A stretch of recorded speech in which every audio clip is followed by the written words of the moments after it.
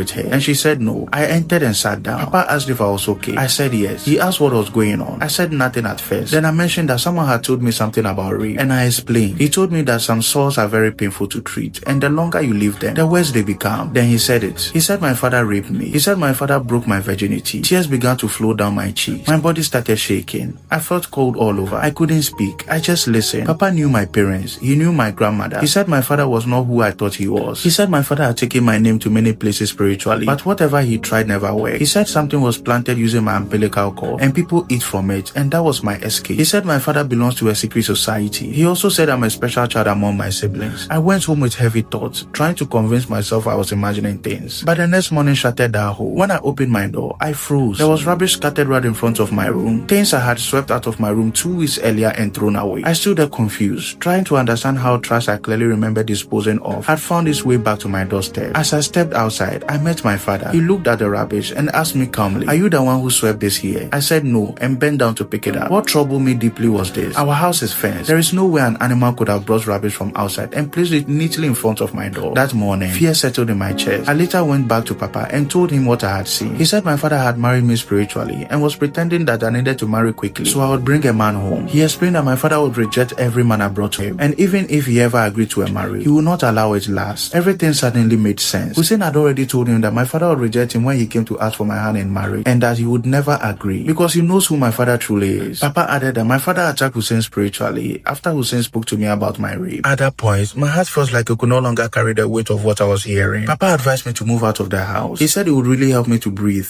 to think, to begin healing. I have decided to leave by April 2026, but I am confused. Whenever I see my father, something boils inside me. My chest tightens, my heart races, anger, fear, pain, everything rises at once. I don't know how to sit in the same space with someone who is supposed to be my protector, killing me slowly. Faith, I am tired. I need advice from my fellow Faithians. What do you do when the person who broke you is the same person the world respects? How do you heal when your own home no longer feels safe?